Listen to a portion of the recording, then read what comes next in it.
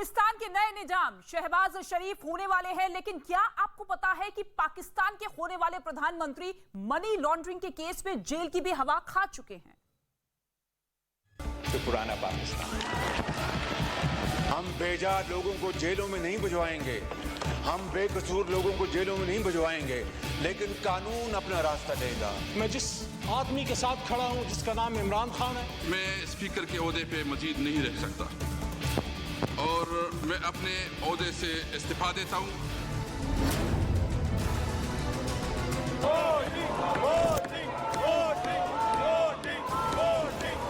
पाकिस्तान की संसद में जो भी नौटंकी हुई, जो भी जगहसाई हुई, उसका अंजाम ये रहा कि इमरान खान आउट हो गए और शहबाज शरीफ इन हो गए। बदहाल देश में सत्ता परिवर्तन के बाद अब नई हुकूमत की तैयारी है और कमान संभालने को तैयार है शहबाज शरीफ। हम इस कौम के दुखों और जख्मों पर मरहम रखना चाहते हैं। हम किसी से बदला नहीं लेंगे, हम किसी के साथ नाइंसाफी और ज्यादती नहीं करेंगे, हम बेजा लोगों को जेलों में नहीं भिजवाएंगे, हम बेकसूर लोगों को जेलों में नहीं भिजवाएंगे, लेकिन कानून अपना रास्ता देगा, इंसाफ अपना रास्ता देगा।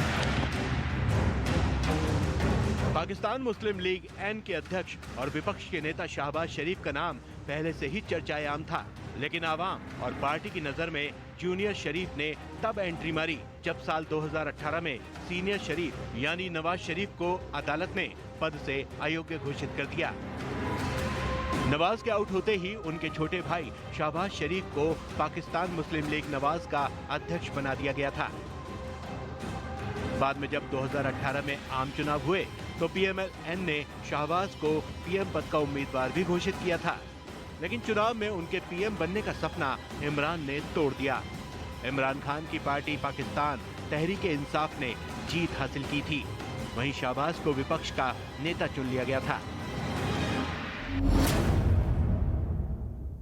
जब इमरान खान ने नालायकी, नाअहली और बैड गवर्नेंस के जख्म 22 करोड़ अवाम के दिलों पर लगाए हैं, तो मैं दिल से ये समझती हूं कि आज पाकिस्तान को शहबाज शरीफ के हीलिंग टच की जरूरत है। दावत खिताब देती हूं आने वाले दिनों के वजीर आजम पाकिस्तान मोहम्मद शहबाज शरीफ को। खास तौर पे शहबाज शरीफ साहब जो जल्द ही इंशाअल्लाह ताला मुल्क का वजीर आजम मुंतखब होगा, जिस तरीके से और जिस अंदाज से सारे जमातों ने पहले दिन से इसी मिशन पे काम किया है, मिल के मेहनत किया है, ये तारीख का हिस्सा बनेगा। लेकिन शहबाज ने हार नहीं मानी। इमरान के खिलाफ संसद से सड़क तक युद्ध का बिगुल बजाते रहे, उनके काले कारनामों पर प्रदर्शन करते रहे। शहबाज की रणनीति और उनकी तिकड़म का अंजाम अविश्वास प्रस्ताव की प्रक्रिया तक गया और अंत में इमरान के प्रधानमंत्री का ताज उनसे छिन गया। इमरान खान के खिलाफ विपक्ष जितना एकजुट रहा, उतना ही शहबाज के नाम पर भी सबकी सहमति रही। उसी का नतीजा है कि इमरान इस वक्त सत्ता से बेदखल हैं और पाकिस्तान के वजीर आजम की कुर्सी शहबाज के हाथ आई है।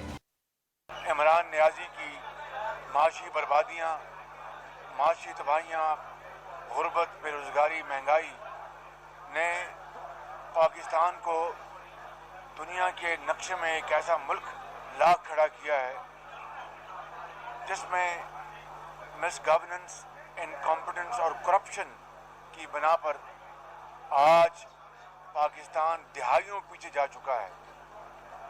इमरान नियाजी की मिसाल एडोल्फ हिटलर से मुख्तलिफ नहीं है। वो हिटलर नाजी था और ये इमरान नियाजी हैं। शहबाज शरीफ 13 अगस्त 2018 से नेशनल असेंबली के सदस्य हैं और विपक्ष के नेता भी हैं। इससे पहले शहबाज शरीफ 3 बार पंजाब प्रांत के मुख्यमंत्री भी रह चुके हैं। शहबाज शरीफ सबसे ज्यादा लंबे समय तक पंजाब के मुख्यमंत्री रहने वाले नेता भी हैं। उनको सत्ता का हर दांव पेच आता है। पाकिस्तान में कहा जाता है कि पंजाब प्रांत का सीएम एक तरह से मिनी प्रधानमंत्री भी होता है।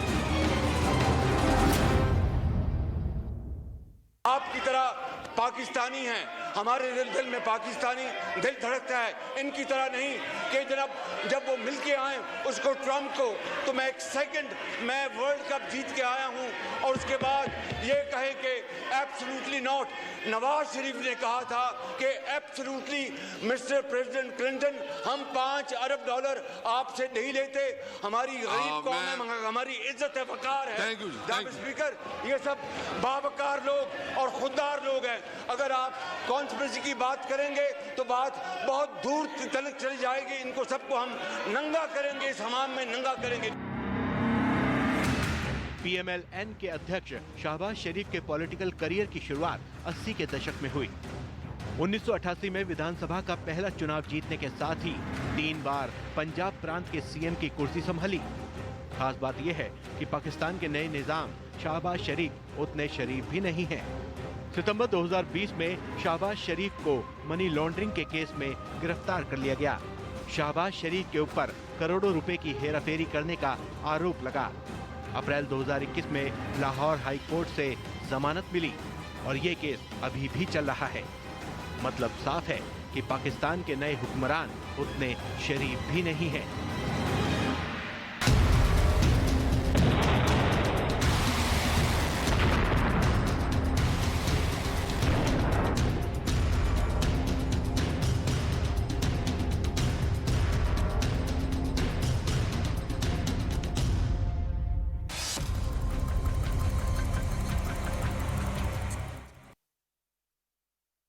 आपने भस्मासुर की कहानी जरूर सुनी होगी, जो एक राक्षस था और उसे ये वरदान प्राप्त था कि वो जिसको भी छू देगा वो भस्म यानी कि राख में बदल जाएगा।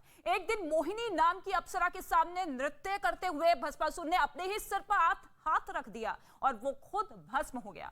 हम आपको ये कहानी इसलिए सुना रहे हैं क्योंकि यूक्रेन में लड़ रहे रूस के हजारों सैनिक भी ऐसे ही भस्मासुर बन चुके हैं। ये वो सैनिक हैं जो चेर्नोबिल में रेडिएशन के संपर्क में आए थे और यूक्रेन की सरकार ये दावा कर रही है कि ये हजारों सैनिक जब घर लौटेंगे तो ये रूस के हजारों लोगों को बीमार कर देंगे और ज्यादातर सैनिक रेडिएशन की वजह से 1 साल से ज्यादा जिंदा नहीं रह पाएंगे। हमारी अगली रिपोर्ट आपको बताएगी कि पुतिन के ये भस्मासुर अब रूस के लिए कितना बड़ा खतरा बन गए हैं।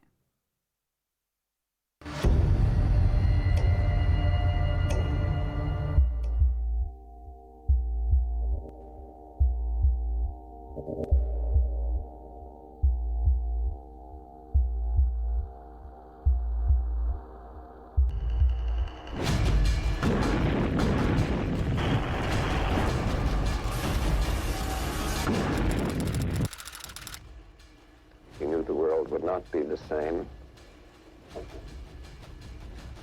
Few people laughed. Few people cried. Most people were silent. I remembered the line from the Hindu scripture, the Bhagavad Gita. Vishnu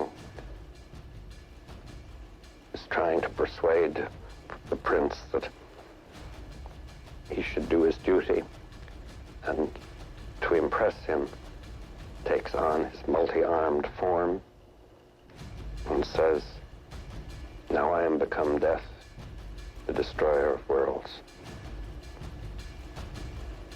I suppose we all thought that one way or another.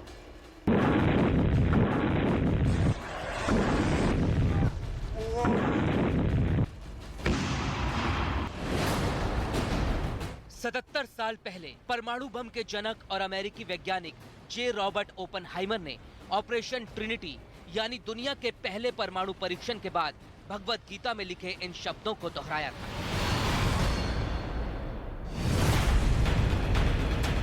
वो दुनिया को बताना चाहते थे कि परमाणु बम की खोज के साथ ही इंसान मृत्यु का देवता बन गया है। इसके ठीक 20 दिनों के बाद यानी 6 अगस्त 1945 को अमेरिका ने जापान के हिरोशिमा पर दुनिया का पहला न्यूक्लियर बम गिरा दिया और रॉबर्ट ओपनहाइमर की बात सच साबित हो गई।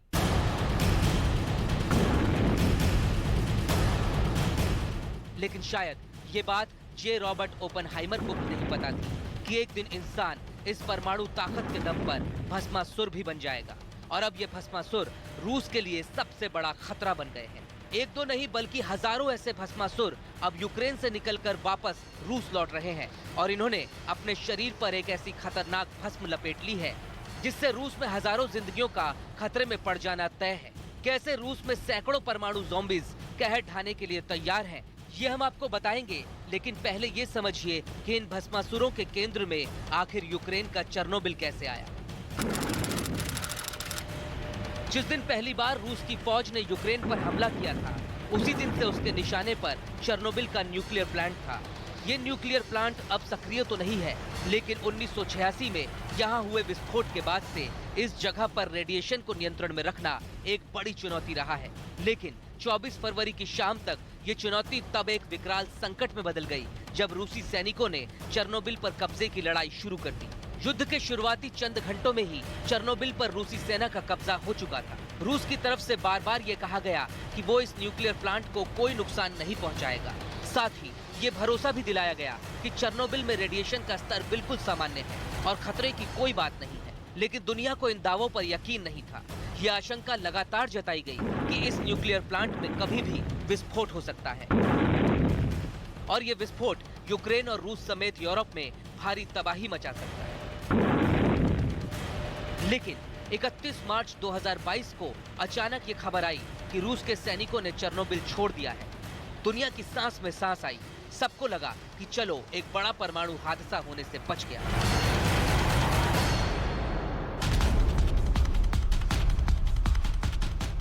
लेकिन अब जो तथ्य सामने आए हैं वो और भी डरावने हैं। पहले आप चेर्नोबिल एक्सक्लूजन जोन यानी पावर प्लांट के आसपास के 30 किलोमीटर इलाके की ड्रोन से ली गई कुछ तस्वीरें देखिए।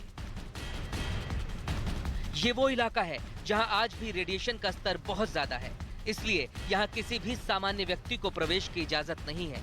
लेकिन जब रूस के सैनिक यहाँ घुसे तो उन्होंने वो सब किया जो अब रूस के लिए ही खतरा बन गया है। रूस के सैनिकों ने चेर्नोबिल के आसपास रेड फॉरेस्ट नामक इलाके में जमीन पर बड़े बड़े गड्ढे खोदे। माना जाता है कि इस इलाके में रेडिएशन का स्तर आज भी बहुत ज्यादा है। 1986 में जब चेर्नोबिल में परमाणु त्रासदी हुई थी, तब इस इलाके में मौजूद देवदार के हजारों पेड़ रेडिएशन की वजह से लाल हो गए थे। इसलिए इसे आज भी रेड फॉरेस्ट यानी लाल जंगल कहा जाता है। ड्रोन से ली गई इन तस्वीरों को देखकर लगता है कि इस इलाके में रूस के सैनिकों ने अपने टैंक भी दौड़ाए और इन टैंकों की वजह से यहाँ बड़ी मात्रा में रेडियो एक्टिव धूल भी उड़ी। यूक्रेन की स्टेट एजेंसी का दावा है कि यूक्रेन के सैनिकों ने ये गड्ढे अपने हाथों से खोदे और उनके पास इस दौरान किसी भी प्रकार का कोई प्रोटेक्टिव गियर नहीं था। ये भी दावा है कि इस वजह से चेर्नोबिल में मौजूद कई रूसी सैनिक गंभीर रूप से बीमार पड़ गए और उनका बेलारूस के अस्पतालों में इलाज चल रहा है। जब कोई व्यक्ति रेडिएशन के संपर्क में आता है और बीमार पड़ता है तो उसे एक्यूट रेडिएशन सिकनेस कहा जाता है। रेडिएशन की हाई डोज के संपर्क में आने वाले लोगों को अचानक बुखार आने लगता है, भूख कम हो जाती है, मितली आती है, उल्टी की शिकायत होती है, डायरिया हो जाता है और त्वचा भी जगह जगह से उखड़ने लगती है और अगर समय पर इलाज न मिले तो व्यक्ति की तड़प तड़प कर मौत हो जाती है। चेर्नोबिल से रूसी सैनिकों के वापस जाने के बाद जो दावे किए जा रहे हैं वो बेहद डरावने हैं। यूक्रेन और कई एक्सपर्ट का यह मानना है कि चेर्नोबिल में बिना किसी सुरक्षा कवच के जाकर के रूस के लाखों सैनिकों ने अपनी जान दांव पर लगा दी थी। कहा यह जा रहा है कि हजारों की संख्या में सैनिक रेडिएशन का दुष्प्रभाव झेल रहे हैं।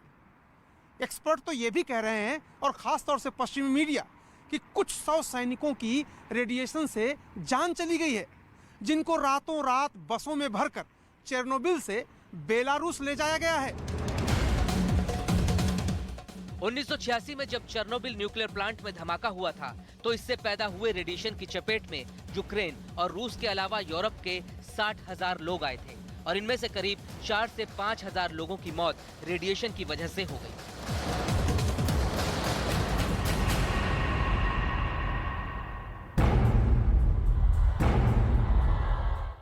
अब चेर्नोबिल से वापस लौट रहे रूसी सैनिकों के बारे में भी ये दावा है कि वो अपने साथ रेडिएशन की काफी मात्रा अपने घरों की तरफ लेकर जाएंगे। यूक्रेन के ऊर्जा मंत्री हरमन गलुशेंको ने दावा किया है कि चेर्नोबिल से रूस की सेना के 10,000 से ज्यादा उपकरण होकर गुजरे हैं और इन सभी उपकरणों पर रेडिएशन का असर हो चुका है। ये उपकरण हजारों रूसी सैनिकों के हाथ भी लगे होंगे। इसलिए गलुशेंको का मानना है कि जिंदा या मुर्दा वापस घर लौटने वाला हर रूसी सैनिक अपने साथ रेडिएशन लेकर जाएगा और इससे रूस के हजारों परिवार बीमार पड़ जाएंगे। यूक्रेन का आरोप है कि चेर्नोबिल पावर प्लांट में रूसी सैनिकों ने न सिर्फ लापरवाही बरती बल्कि प्लांट में मौजूद स्टाफ के साथ लूटपाट भी की और स्पेयर पार्ट से लेकर क्रॉकरी तक चुरा ली और ये सभी चीजें अब रेडिएशन की चपेट में आ चुकी हैं। यूक्रेन के ऊर्जा मंत्री का तो ये तक मानना है कि रूस के जो भी सैनिक रेडिएशन के सीधे संपर्क में आए हैं वो 1 साल से